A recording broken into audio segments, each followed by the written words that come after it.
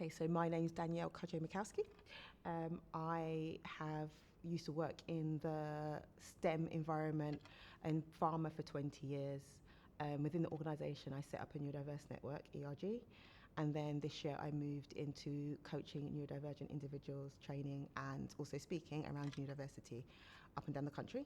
And I was brought today because I wanted to take a step off the panel, listen to the wonderful speakers, hear about what everybody in ThinkLab are doing and how I could kind of collaborate or even just be able to share some of the things that are going on in my community.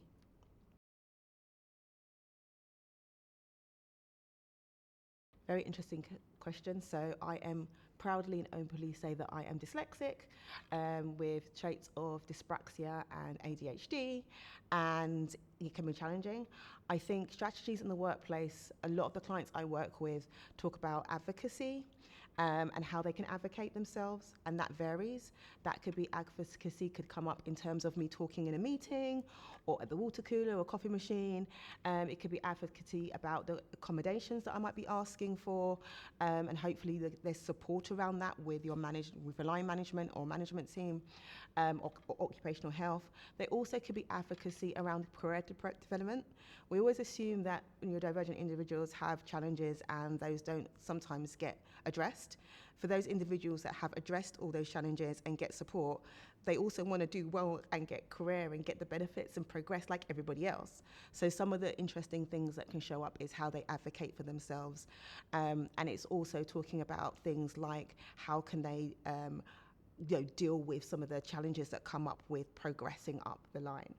And I would say, as someone who has spent 11 years doing nothing to do with their dyslexia and kind of avoidance techniques, and then had an opportunity to bring up their authentic self, including a neurodivergence, to a conversation where senior leaders were present, and then see her career propel up the chain into a different area and have multiple promotions and awards.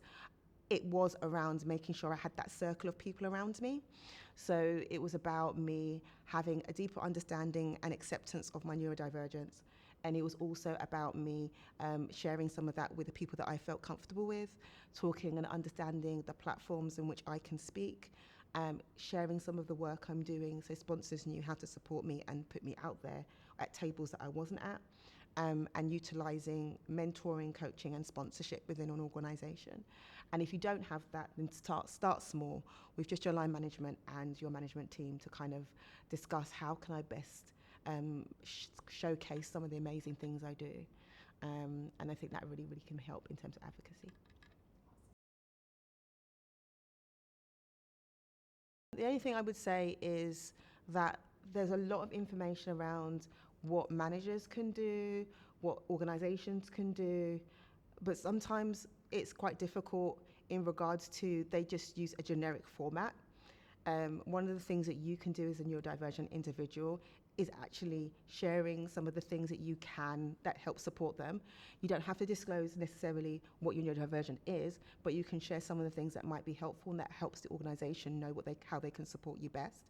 And don't feel like you can't help yourself. Use tools like mentors, communities, coaching to help you seek sponsors and other tools that can help you. You can proactively do something. You're not alone. And there's loads of wonderful people around who are going through the same thing you are.